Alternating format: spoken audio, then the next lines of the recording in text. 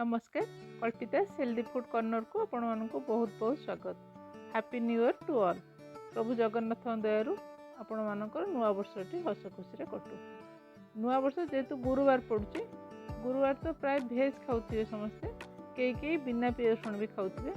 से मु बिना पियाज रसुण गोटे रेस्टोरेंट स्टाइल भेज मेनू आपन शेयर करी। घी पलौ ता संगे नवरत्न कोरमा। आशा करछि भिडियोटी भल लगे, भिडियोटी पूरा देखंतु। चलो तो स्टार्ट करेंगे। प्रथम गोटे बड़ बोल नहीं जावा, से देदा 2 कप चाउल। मुझे लॉन्ग ग्रेन बासमती राइस नहीं आपण पाखे जहाँ आवेलेबल थी आपटा नहीं करेंगे। तो पानी दे 2-3 थर परिष्कार पानी बाहर पर्यंत आम धोईक नहीं आसवे। ये मुझे धोईक नहीं आसी आ कि पानी दे हाफ एन आवर सोक हवा को छाड़दे। तापर गोटे छोट बोल नवा, से देदा 1 चामच पोस्त, 8-10टा काजू, 1 चामच चारमगज, पानी दे आम सोक हवा को रखा 5 मिनट। छोट मिक्सी जार नहीं जावा, गोटे बड़ टमाटो को मोर रफ काटी दे देदेबा। 2 इंच अदा को छोट छोट खंड कर काटी दे भी देदेबा। गोटे कंचा लंका देदेबा, ताको फाइन पेस्ट कर नहीं आसी। ये पेस्ट कर नहीं आसी, गोटे बोल को ट्रांसफर करदेबा। तापर जो सोक हवा को छाड़ी आम चारमगज काजू पोस्त से पानी छाणिकी मिक्सी जार देदेबा। अल्प पानी दे फाइन पेस्ट करके नहीं आ गोटे बोल को ट्रांसफर करदेबा। तापर बनवा आरंभ कर। गैस लगे गोटे कड़े बसई दी, दे दीची 1 कप पानी, हाफ चामच देदेबा लुण। गैस फ्लेमटा गोटे हाई रखा, लुणटा भल भाव पानी मिसईदेवा। ये किसी भेजिटेबल ब्लंच करवा। ये मुझे मटर छुई, गाजर, बीन्स आउ आलू। गाजरटा प्रथम कड़े देदेबा, तापर आलू दबा, तापर बीन्स 2-3 मिनट कुक होला परे आम मटर छुई दबा। कैप्सिकम आउ फुलकोबी को आम फ्राए करके नबा। भल भाव मिसईदेवा। टिके 3 मिनट हो जाइए। मटर छुई देदेबा कड़े। भेजिटेबल 60-70% कुक होला पर्यंत आम छाड़देबा। प्रथम आलूटा देखिए, आलूटा ये कुक हो जाइए। आम गोटे बोल ठंडा पानी नवा, कड़े परिया गुड़ा छाणी आम ये ठंडा पानी देदेबा। कलरटा परिवार भल रही। फ्राइंग पैनटा बसई दे 2 चामच रिफाइन तेल। ये 250 ग्राम पनीर को ट्रायंगल शेप काटी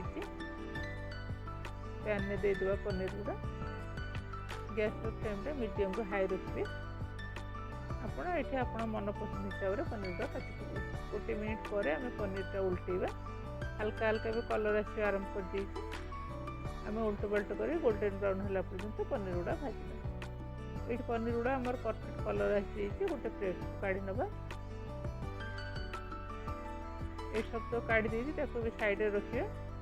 से सेम पैन में मुझे दे 1 चामच रिफाइन तेल। जो फुलकोबी काटी रखी थे देदेबा पैन रे। गैस फ्लेमटा को मीडियम टू हाई रखिए। फुलकोबीटा टिके मिसईदेवा हल्का करी। 1/4 चामच देदेबा लुण। लुणटा फुलकोबी टिके मिसईदेवा। लीटा कभर कर 2 मिनट आम कुक हो छाड़देवा। फुलकोबीटा सीझीज भाजी भी हो। 2 मिनट हो जाइए। हल्का हल्का फुलकोबी कलर आसी जाइए। जो कैप्सिकम काटी रखी थे देदेबा फुलकोबी संगे। 30-40 सेकेंड टिके टॉस कर नवा। तापर गोटे प्लेट को आम काढ़ी। सेम पैन में देदेबा हाफ चामच रिफाइन तेल। ये 10-12टा काजू और 8-10टा आमंड रखी से देदेबा पैन में हल्का कर भाजी नवा।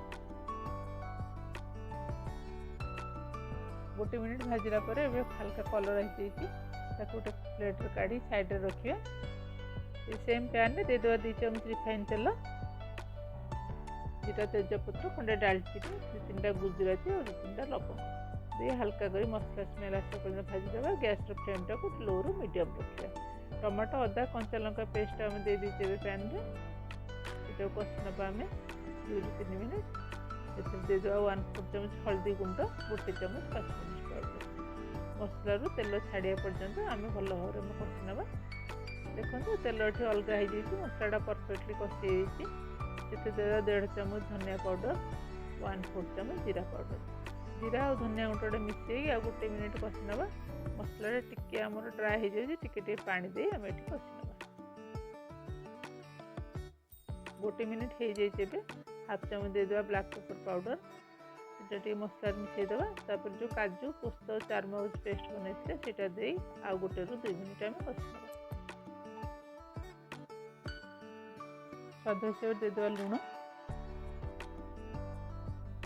1 पिंच देदेवा चीनी टेस्ट बालांस कर भल भाव मिसईदेवा आम मसलाटा ये परफेक्ट कषि जो भेजिटेबल ब्राउन्स कर रखी है पानी छाणी देदेवा पैन रे फुलकोबी और कैप्सिकम भाजी रखी से भी देदेवा पर गोटे मसला संगे मिसई भल भाव कषि नवा 1 मिनिट 1/4 कप कसूरी मेथी की मुड कर रखी से देदेवा से भी भल भाव मिसईदेवा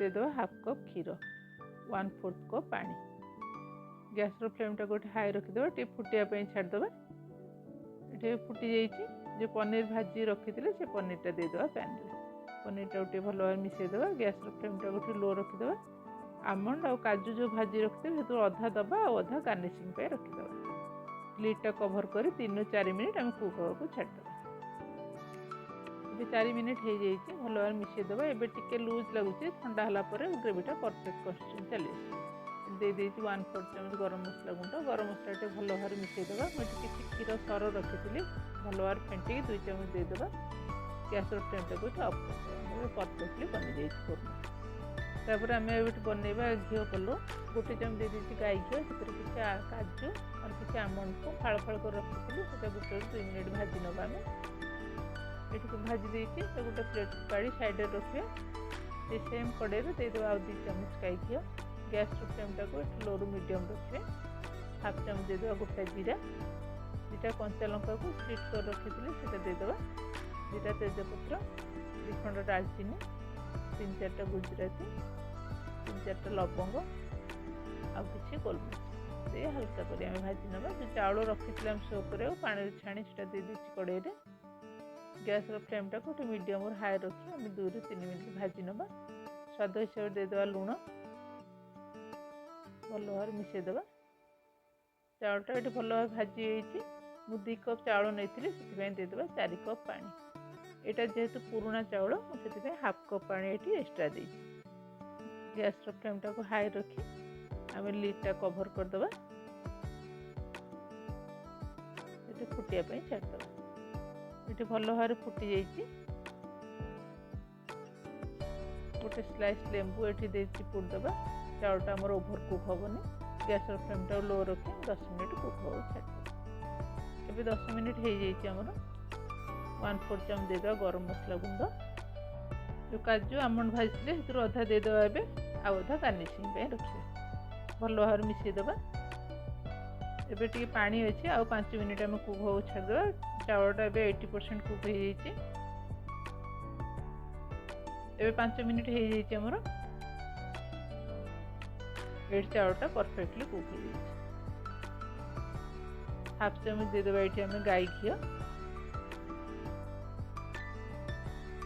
गैस फ्लेम टा गोटे ऑफ करी आम 10 मिनिट छाड़देवा एबे बनी जाइए आमर देखो चाउल गुड़ा पूरा गोटे गोटे होती आम सर्व करवा